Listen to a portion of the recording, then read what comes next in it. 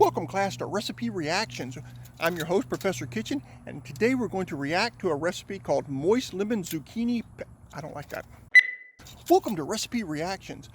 I'm Professor Kitchen, and I'm going to read a recipe for the first time and react to it. Tell you what I think about it.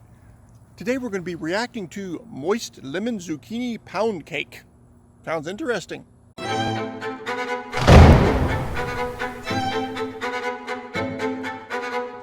All right, let's take a look at it. This is the Moist Lemon Zucchini Pound Cake recipe from Frugal New England Kitchen. I will be leaving a link to the recipe down in the description box. Be sure to go over there and check it out if this sounds like something you're interested in. All right, let's start off. For the cake, it's a pound cake, mind you, so this can be pretty dense. For the cake, it asks for 3 cups of, it says gold medal all-purpose flour. You can use any AP that you want to. 1 teaspoon of baking powder, 1/4 teaspoon of baking soda, 1/4 teaspoon of salt, a cup of butter or margarine softened. Now wait a minute, I want to stop real quick. Traditionally, a pound cake in the original recipe was 1 pound of flour, 1 pound of butter, 1 pound of eggs, and 1 pound of sugar. And the idea behind it is that it would last a long time because it's big and dense, and it wouldn't take much to satisfy you to kill your sweet tooth. So you could feed a whole bunch of people with this 4 pounds of cake. So if you're having a party and you need to feed a bunch of people and you wanted to give them some dessert, what you did was you made a pound cake like this.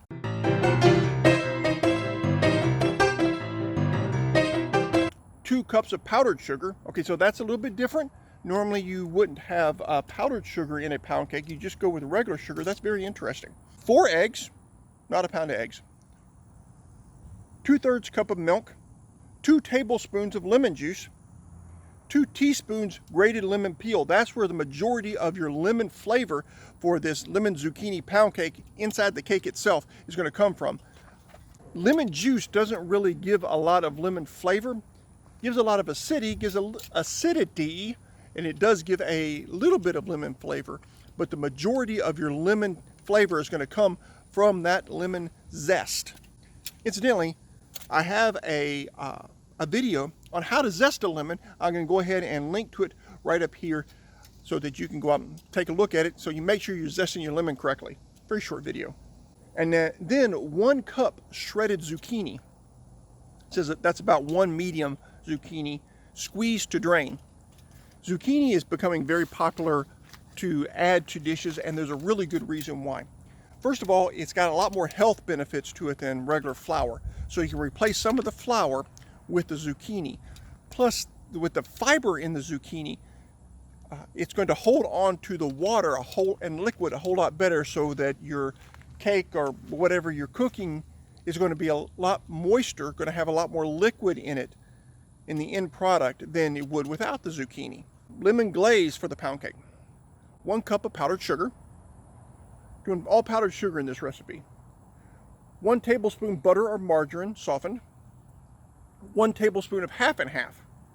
2 tablespoons of lemon juice. And then 1 tablespoon grated lemon peel. Again, the lemon juice is going to add some flavor, but that lemon zest, that lemon peel is going to be most of your lemon flavor. All in all, the weirdest thing I find about this recipe at this point is that it's using all powdered sugar. The powdered sugar in the glaze is not really all that different. You usually do have powdered sugar in glazes. Just add a little liquid to it. It doesn't take a whole lot, and you turn it into a really great glaze. However, using it inside the cake mix, now that's something very different. All right, let's look at the directions. Heat oven to 350 degrees Fahrenheit, standard baking temperature. Grease 12-cup fluted tube cake pan with shortening, lightly flour. In a medium bowl, mix flour, baking powder, baking soda, and salt with spoon. Taking your dry ingredients, mix them all together. You want to get those mixed up before you add the wet ingredients so you don't have anything really clumping. Set that aside. In a large bowl, that would be another large bowl, beat 1 cup of butter with an electric mixer on medium speed about 2 minutes or until creamy. Beat in 2 cups of powdered sugar. Much like the creaming method where you would take butter and add regular granulated sugar.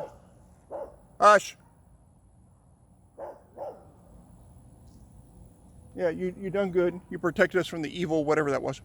Adding granulated sugar and creaming the two of them together.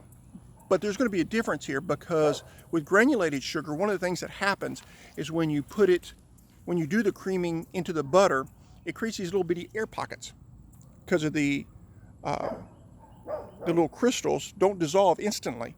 It takes a while for them to dissolve, and they create these little air pockets, therefore making it lighter. That you're not going to have that with using powdered sugar. It's not going to be there, so it's not going to be as fluffy. Now you are going to have some air beaten into it because of the mixer, the blender, and you may not really have a problem with that. It may be perfectly fine, which apparently they think it is. But just to let you know, that's kind of a difference between creaming with regular sugar and creaming with powdered sugar. Add eggs one at a time, beating well after each addition. I've never really understood why you have to add them one at a time. I think that's kind of a holdover. Most older recipes call for it that way, recipes that were made back before you had mixers, electric mixers. And I guess I need to do me a little research and see if it really makes a difference with an electric mixer to do them one at a time or just dump them in all at once. That's a good project for Professor Kitchen to professorize about.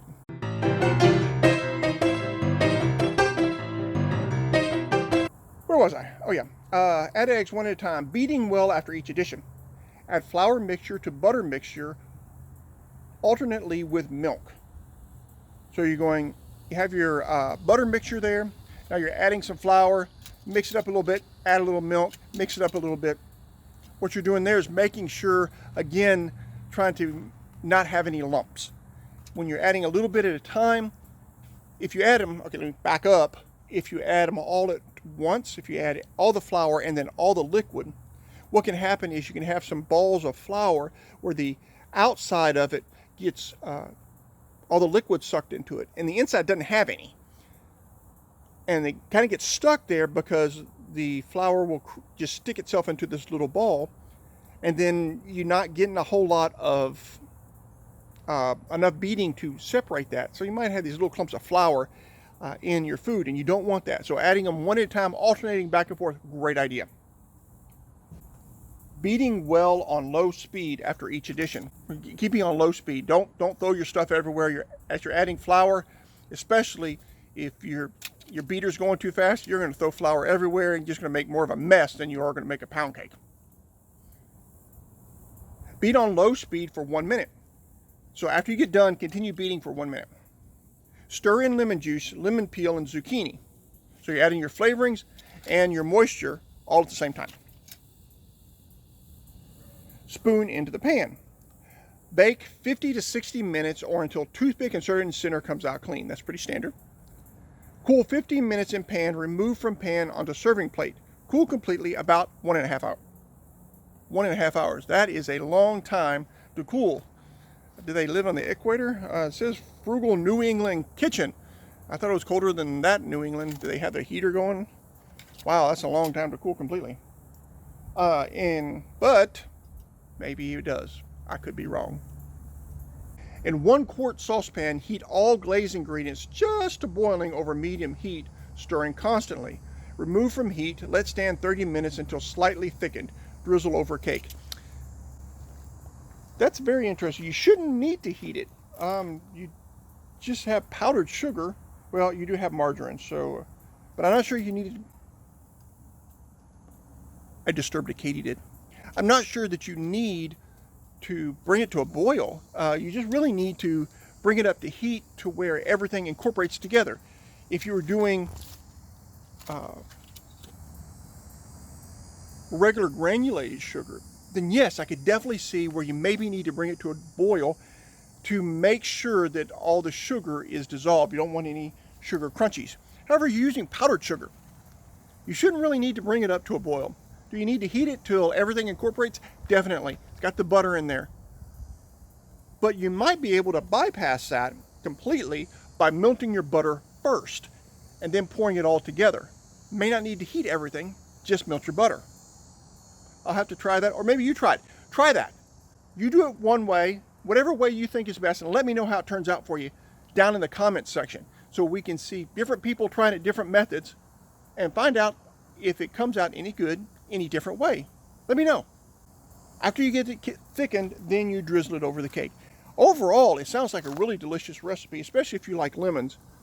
And I'm a person who loves lemon flavor, so I'm thinking this is going to be a pretty good lemon pound cake.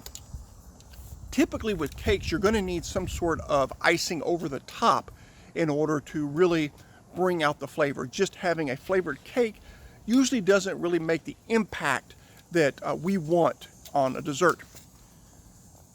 So I like the fact that they're doubling down. They have the lemon flavor in the cake, and then they have the lemon flavor in the glaze. Let me know. Try it. Like I said, try it. Tell me what method you used, if you changed anything from this recipe into any of my suggestions, and let me know how it works out for you. And again, check out the recipe. I'll leave a link in the description box down below. Maybe I'll put it down here. I don't know. I'm in kind of one of them wishy-washy moods.